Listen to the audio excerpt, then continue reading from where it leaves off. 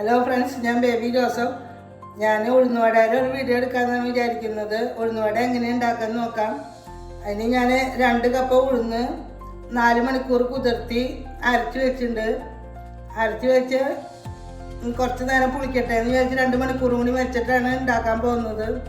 അതിലേക്ക് ചേർക്കേണ്ടത് ഇഞ്ചി, പച്ചമുളക്, ചെറിയ ഉള്ളി അരിഞ്ഞ് വെച്ചിട്ടുണ്ട്, വേപ്പില, ഇനി ഉപ്പ് ആവശ്യത്തിന്, ലേശം എണ്ണ കൈമ തൊടാനാണ് വെച്ചിട്ടുള്ളത്. ഇനി 10 മണി കുരുമുളകും കൂടി വേണം. അതെടുക്കാം.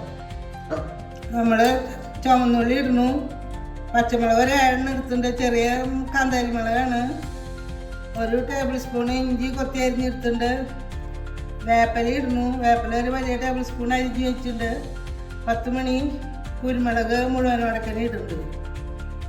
ഇതും കൂടി ഇട്ടിട്ട് നമുക്കൊന്ന് കുഴച്ചെടുക്കാം.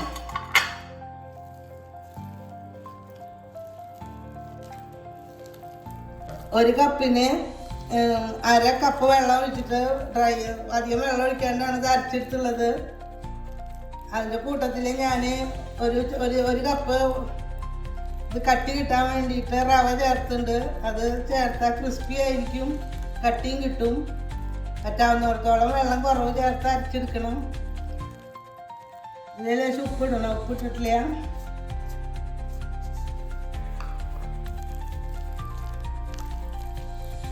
ഇത് നന്നായി ഒന്ന് കുഴച്ചെടുക്കണം. ഞാനിത് വറുത്തെടുക്കാൻ പോവാണ്.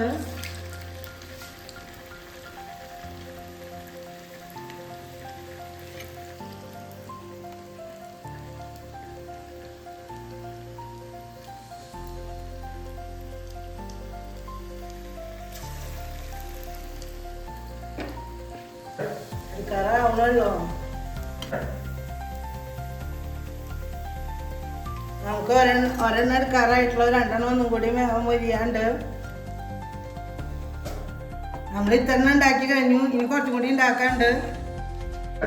നമ്മൾ ഉഴുന്നുവട ഉണ്ടാക്കി നന്നായി ടേസ്റ്റ് ആയിട്ടുണ്ട്. എല്ലാവരും ഉണ്ടാക്കി നോക്കണം. ലൈക്ക് ചെയ്യണം, ഷെയർ ചെയ്യണം, സബ്സ്ക്രൈബ് ചെയ്യണം.